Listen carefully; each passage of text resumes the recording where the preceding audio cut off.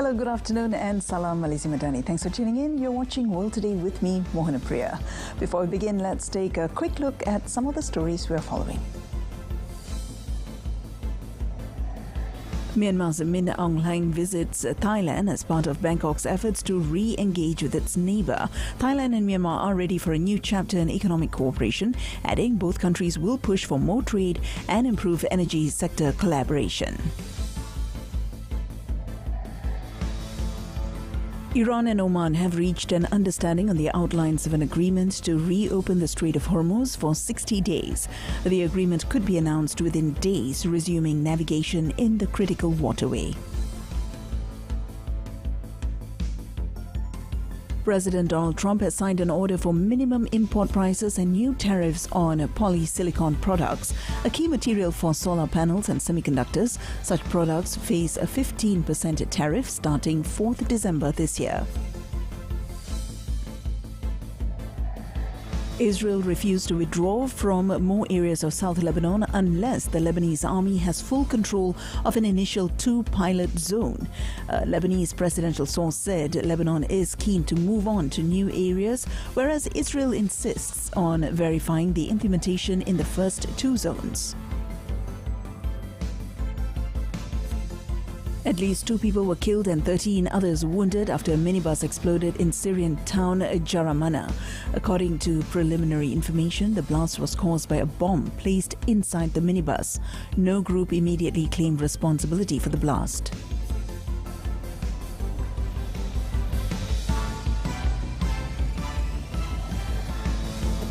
Myanmar's junta chief turned President Min Aung Hlaing, who received a red carpet treatment on a visit to Thailand on Thursday, part of efforts by Bangkok to push for re-engagement between its war-torn neighbour and the regional bloc ASEAN.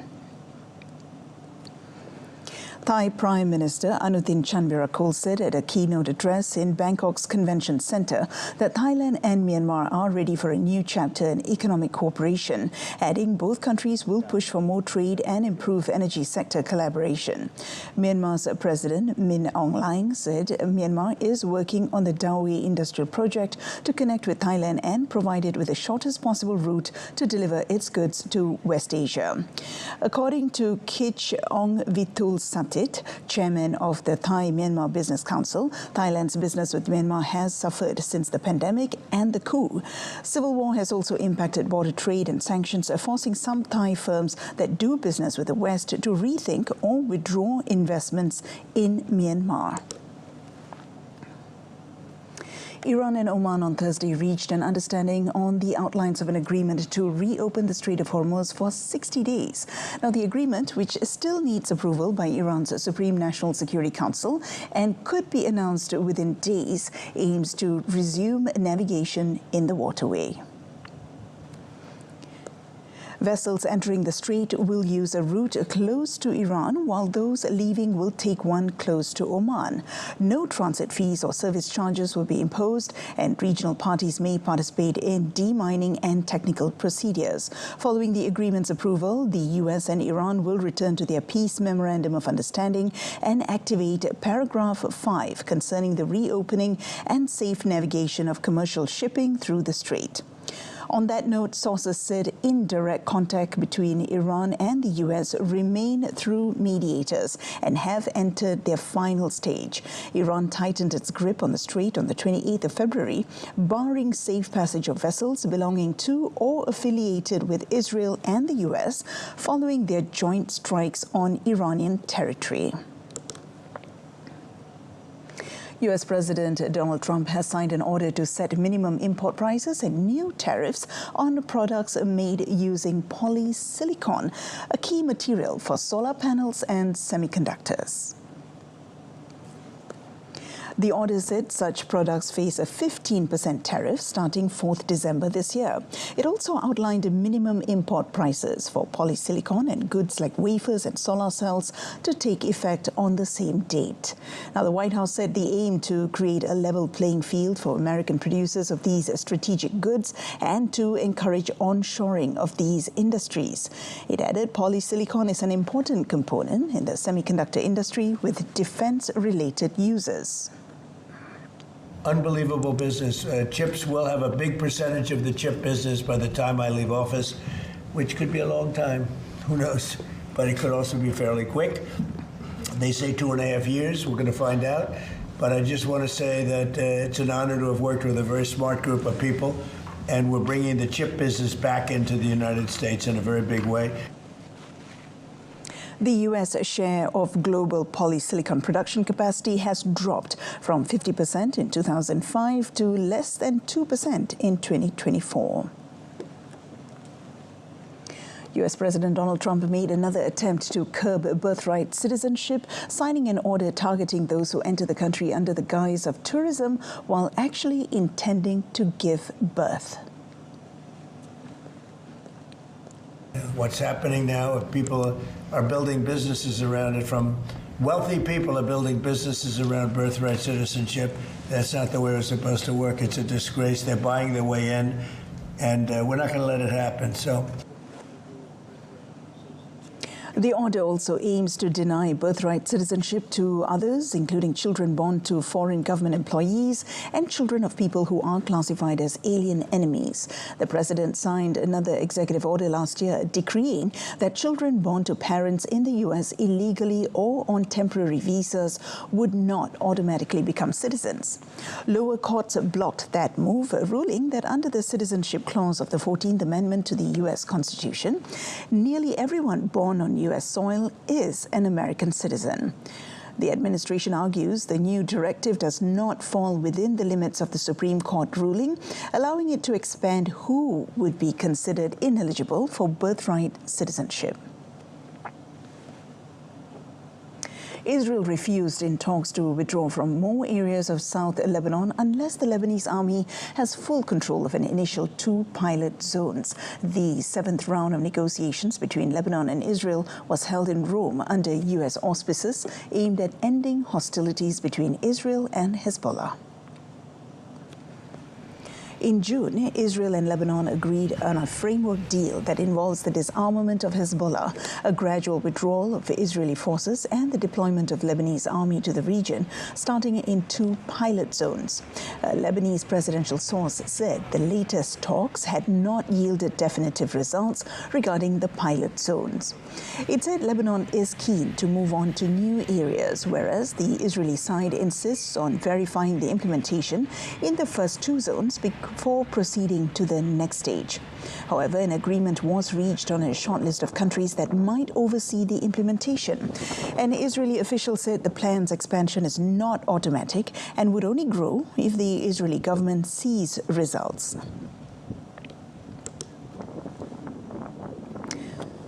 Uganda has authorized the deployment of soldiers to the Gaza Strip as part of the International Stabilization Force under the disarmament agreement reached at the end of July. The international force would be part of an initiative by the Board of Peace, an organization created by U.S. President Donald Trump. It would be tasked, among other things, with preparing for the post-war period.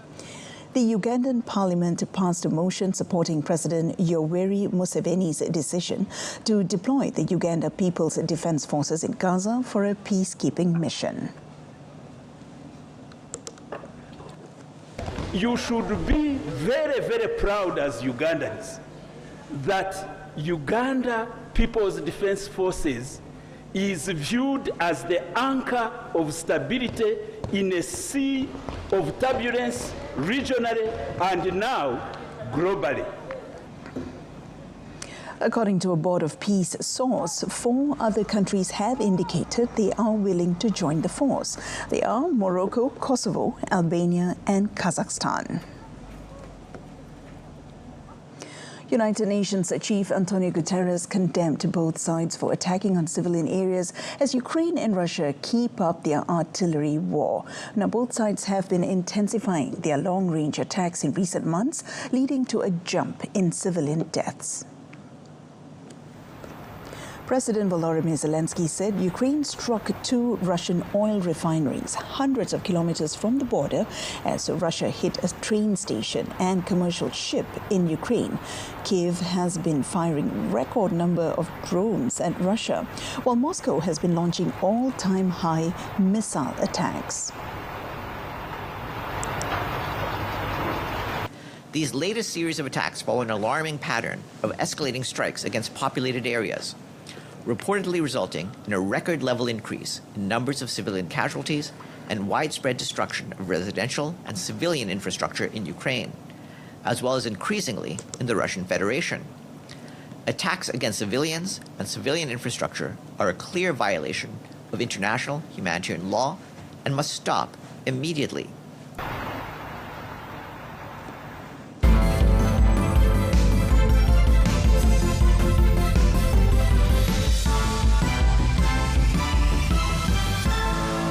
Coming up next, Argentina's Milei meets with Ecuador's Noboa to sign bilateral collaboration agreements.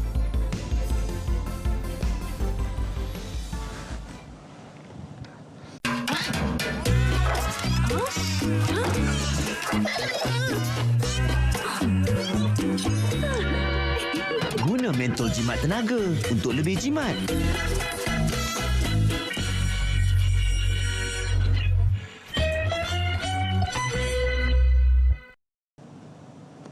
You're watching World Today. Argentinian President Javier Milei met with Ecuador's Daniel Noboa in Quito on Thursday during a state visit to sign agreements on extradition, cyber defense, and the automotive sector, among others. The Ecuadorian government said in a statement that their leaders agreed on a commitment to fight transnational organized crime and drug trafficking. Both nations are also pledging to cooperate within the Shield of the Americas and the Santiago Regional Commitment against transnational organized crime, of which the two countries are members. Noboa also expressed his support for the legitimate rights of sovereignty of the Republic of Argentina over the Falkland Islands, South Georgia and South Sandwich Islands, the statement said. Now, also on Thursday, Argentina declared the Ecuadorian criminal organization Cone Killers a terrorist organization, according to a statement from the Argentine presidency. The two leaders are expected to meet again later today in Cali to attend right-wing President-elect Abelardo de Espera's inauguration.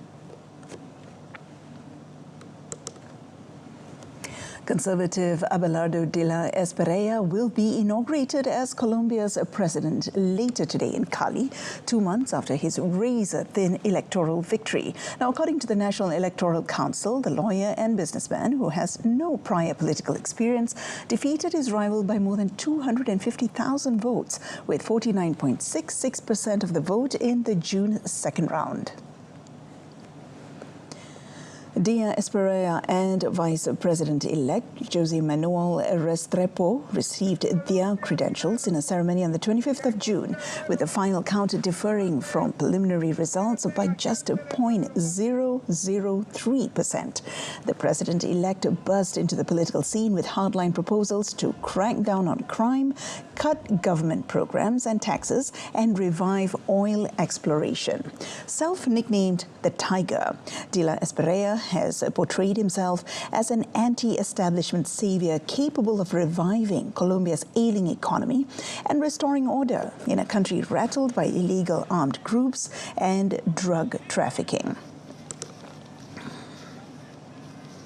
Pakistani Prime Minister Mohammad Shehbaz Sharif arrived in Jeddah on an official visit to Saudi Arabia at the invitation of Saudi Crown Prince and Prime Minister Prince Mohammed bin Salman bin Abdulaziz Al Saud. Upon his arrival, Sharif and the Pakistani delegation were received by Deputy Governor of Makkah region, Prince Saud bin Mishal bin Abdul Aziz, Saudi Minister of Environment, Water and Agriculture Engineering, Abdul Rahman bin Abdul Mohsin Al Fadli, Pakistan's Ambassador to Saudi Arabia, Ahmad Farouk, and senior diplomatic officials. Sharif will be accompanied by a high-level delegation comprising the Deputy Prime Minister and Foreign Minister, the Chief of Army Staff and the Chief of Defence Forces and other ministers. During the visit, the Prime Minister will meet Prince Mohammed bin Salman bin Abdul Aziz Al Saud, the Crown Prince and Prime Minister of Saudi Arabia. Discussions would focus on consolidating the Pakistan-Saudi Arabia bilateral relations, as well as exchange of views on regional and international developments of mutual interest. Now, at least 2 people were killed and 13 others wounded after a bomb planted on a minibus exploded in a Syrian town, Jaramana, near capital Damascus. At the blast site, a minibus had its roof blown out with the chassis wrecked from the inside and debris strewn across the road. Several ambulances were dispatched to the scene where a main thoroughfare had been closed to traffic. An official source said, according to preliminary information, the explosion was caused by a bomb placed inside the minibus. However, no group immediately claimed responsibility for the blast. Since the toppling of longtime ruler Bashar al-Assad in December 2024, Syria's new authorities have sought to exercise full control and restore security. But the Syrian capital and its suburbs have been the site of multiple attacks targeting civilians and security forces since they took over. Recent attacks include 1 person killed and 36 others wounded in the explosion of 2 bombs during French President Emmanuel Macron's visit to Damascus last month.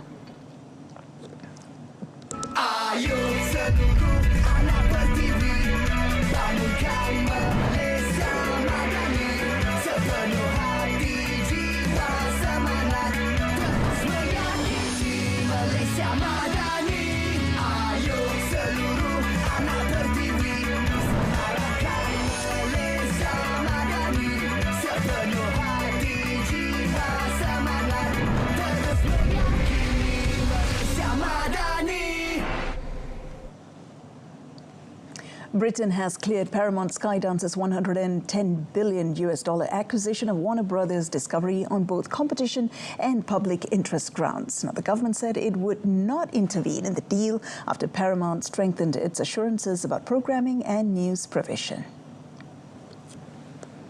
Britain said in June it was minded to intervene in the deal and potentially subject it to a public interest investigation, despite approvals from regulators in the US, China and elsewhere. The government said Media Minister Lisa Nandy's concerns had been addressed by assurances provided by David Ellison, Chief Executive of Paramount Skydance, which would become legally binding commitments. Paramount has agreed that the combined group's linear and on-demand services in Britain would retain distinct editorial identities, including children's TV channels. Paramount-owned Channel 5's news would remain editorially separated from the CNN International and CBS News. Now, the Competition and Markets Authority separately said the deal would not substantially lessen competition in movie distribution, children's TV channels, and streaming services. A New Mexico state court ordered Meta to pay $567 million and change how its platforms function for young users after finding that the company is to blame for harming children's mental health. A judge in Santa Fe ruled the company had created a public nuisance in New Mexico, siding with the state's Attorney General Raul Torres. Torres accused the social media company of designing its products to addict young users and failing to protect children from sexual exploitation on its platforms. The judge ordered the company to impose a range of youth safety measures under a $567 million decree that will remain in place for 5 years. This includes monthly limits on teens' use of Facebook and Instagram, restrictions on notifications, and tighter controls on adult contact with minors. Meta said it will appeal the ruling, saying it had been working to identify and remove harmful content from its platforms. Now, the ruling came in the second phase of New Mexico's lawsuit. A jury in March had found Meta violated the state's consumer protection law by misrepresenting the safety of Facebook and Instagram for young users. It ordered the company to pay $375 million in damages. The World Bank is providing $750 million in financial guarantees to Indonesia's largest state-owned commercial bank. Now, the funds will be channeled to the government's low-interest loan program for small businesses. The loan will be provided in 2 tranches by financial giant HSBC to Indonesia's Bank Mandiri over a 3-year term. It is backed by the Multilateral Investment Guarantee Agency, which is an arm of the World Bank Group. Bank Mandiri said this transaction marks a significant milestone for the bank and underscores the confidence of international financial community in Indonesia's economic fundamentals. The funds will be used for Indonesia's Kredit Usaha Rakyat program, which provides loans to micro, small and medium-scale businesses.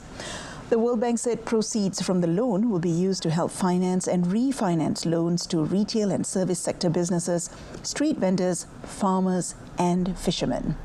According to Indonesian Finance Ministry data, the Kredit Usaha Rakyat program has reached 2.65 million people and businesses as of 22nd July this year. Now, Britain's no-frills airline EasyJet confirmed a £5.7 billion takeover by US private equity firm Apollo after a rival American firm pulled out of the bidding. EasyJet said that the boards are pleased to announce that they have reached an agreement on the terms and conditions of a recommended cash acquisition. It added the deal is expected to be completed by the end of next year's first quarter. EasyJet's headquarters will remain in the town of Luton, known for its airport close to London. Earlier, US investment group Castle Lake said it does not intend to make a higher offer for the carrier, having proposed to buy the airline for a little over £5 billion. EasyJet Chief Executive Kenton Jarvis said Apollo's experience in the aviation sector makes it a strong partner. The US firm manages more than $1 trillion in assets worldwide while investing in Aero Mexico, Sun Country Airlines and Atlas Air. It has also provided financing to Air France-KLM and Virgin Atlantic.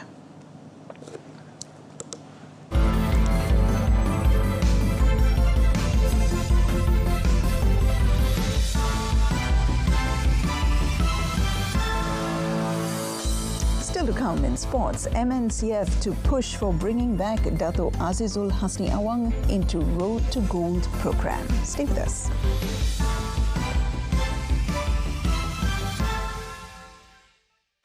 Rasai debaran, nikmati kelajuan. Bawakan kemeriahan sukan bertaraf dunia terus ke ruang tamu anda. Saluran Sukan Plus kini di Astro. Alami kepuasan sukan sebenar dari perlawanan siaran langsung yang mendebarkan hingga sorotan aksi terbaik dunia. Semuanya di satu destinasi. Saksikan saluran Sukan Plus di Astro saluran 806.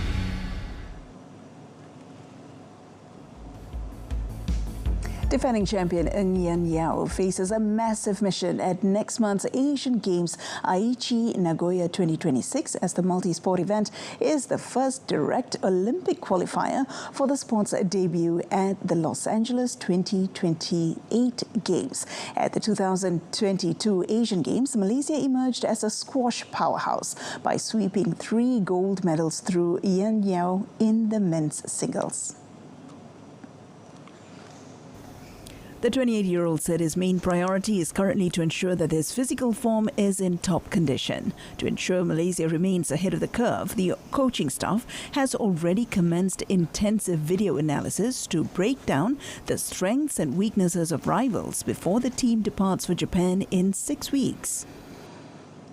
Of course, going in as the defending champion, I'm looking to defend my title, of course. And yeah, that's my goal. My goal is to play good squash, and I know that if I can manage to do that, then I will put myself in a very good position untuk menang the gold medal again this time around.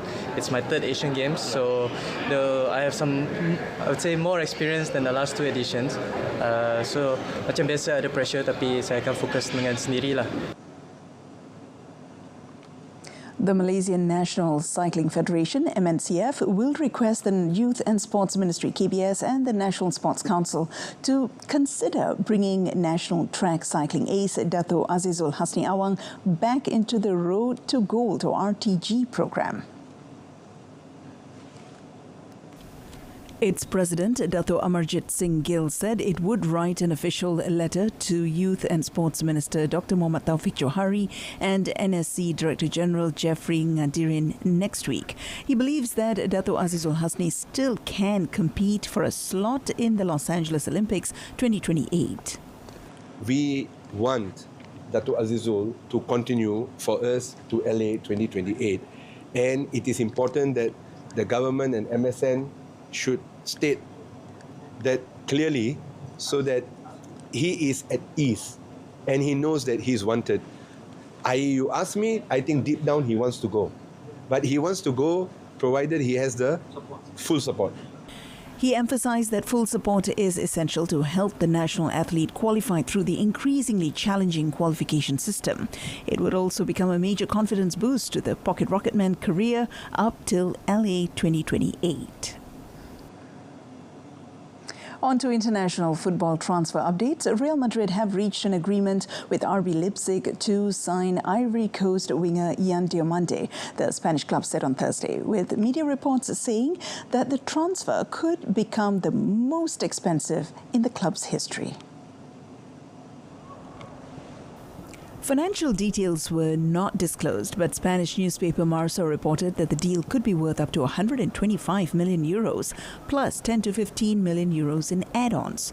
That would surpass the fee Real paid for England midfielder Jude Bellingham in 2023, a reported 103 million euros plus add-ons. Diomande, 19, enjoyed a breakthrough season with Leipzig, scoring 12 Bundesliga goals and providing 9 assists to help the German side finish third in the Bundesliga and qualify for next season's Champions League.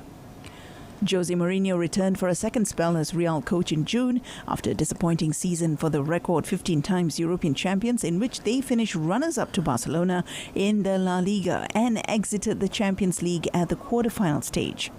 Now, Real have also signed left-back Marc Cucurella, midfielder Bernardo Silva, centre-back Ibrahim El Konate and wing-back Denzel Dumfries for the new campaign. Meanwhile, Real Madrid also announced a new 6-year deal for star forward Vinicius Jr. The decision by Brazil hero Vinicius to extend his contract quells speculation linking him to Arsenal and is a win for Real as they rebuild their squad in Jose Mourinho's second spell in charge. The 26-year-old had 1 year left on his previous deal, and media reports said Arsenal had made him a transfer target, while his future at Real seemed uncertain. Vinicius, French superstar Kylian Mbappe, England midfielder Jude Bellingham, and Rodrigo are set to be accompanied by Diomande in a bolstered Real attack next season. Vinicius has become a core member of Real Madrid's squad since arriving 8 years ago, aged 18, and has made decisive contributions to the club's success in that time. He has scored 128 goals in 375 games and lifted multiple trophies, including 2 Champions League titles and 3 La Liga crowns. However, the Spanish giants have fallen on low times in the past 2 seasons, picking up no major trophies, while eternal rivals Barcelona secured back-to-back La Liga titles. And that wraps up this afternoon's edition of World Today. Until next time, I'm Mohana Priya, Malaysia Madani, kesejahteraan dinikmati. Thank you for your company. Aku kasih Malaysia, tanah tumpah darahku selamanya. Jalur gemilang berkibar megah, di hatiku takkan berubah.